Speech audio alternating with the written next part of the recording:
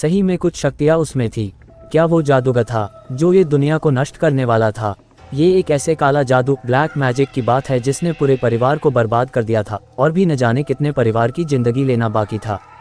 भारत एक इस देश है जहाँ पे आप भरोसा करें या ना करें, लेकिन लोग आपको उसके शिकंजे में लेके ही जाते हैं। यहाँ पे किसी की भी कभी भी ना कभी अंधविश्वास के कारण बलि चढ़ जाती है और इस बात का शिकार बना है मध्य प्रदेश के रहने वाले बृजलाल चोपड़ा। उसका बीमार पुत्र ठीक होता ही नहीं था और परिवार वालों को ऐसा लगता था कि उनके बेटे के ऊपर कोई काली शक्तियाँ घूम रही है।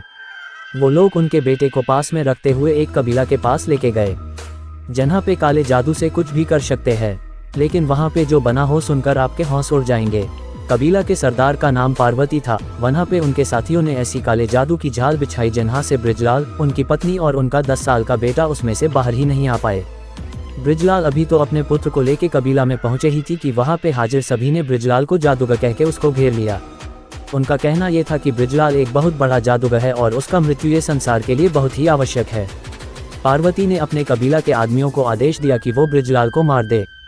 वो लोग ने बृजलाल को घेर लिया और उनके आसपास नृत्य करने लगे। किसी के हाथ में त्रिशूल था तो किसी के हाथ में तेज धार वाली तलवार। उसमें से एक आदमी सामने आया और बृजलाल ने हाथ काट दिए। बृजलाल बहुत चीखा, बुम्बराडा किया, बारंबार कहता रहा कि मैं जादूगर नहीं हूँ, लेकिन उनकी चीखें उन लोगों के गाने में और हंसने में दब गई।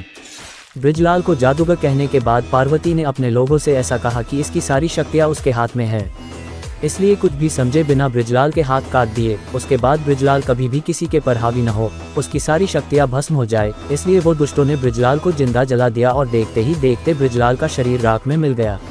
ये सारा खतरनाक दृश्य बृजलाल के 10 साल का बेटा और उनकी पत्नी के सामने हुआ था। वो दोनों ने मदद के लिए चीखे चिल्लाए, लेकिन उन्होंने उसकी एक भी बात नहीं सुनी।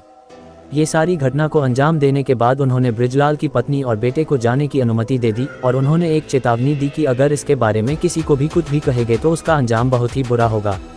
अपने पति की मौत और पूरे परिवार को खत्म होता देख सुषमा पूरी रात पुलिस स्टेशन के चक्कर काटती रही। माँ पुत्र ने सारी बातें पुलिस को बताई कि किस तरीके से वो डाकन ने उनके पति को जिंदा जला दिया। फिलहाल डकनों की पूरी जमात और उनके सरदार पार्वती सहित पुलिस ने सबकी धरपकड़ कर ली और सुनने में आया है कि बहुत जल्द उन लोगों को मौत की सजा होगी। कानून इस घटना को किस तरीके से अंजाम देगी वो तो समय ही बताएगा, लेकिन इस घटना ने एक बहुत ही बड़ा सवाल खड़ा कर दिया है कि क्या सही में भारत में काला जादू होता है, और अगर होता भी है तो किस कारण से होता है। ऐसे ही हर रोज कोई निर्दोष की बलि चढ़ेगी। बहुत सारे सवाल है, लेकिन जवाब ढूंढना बहुत ही मुश्किल है।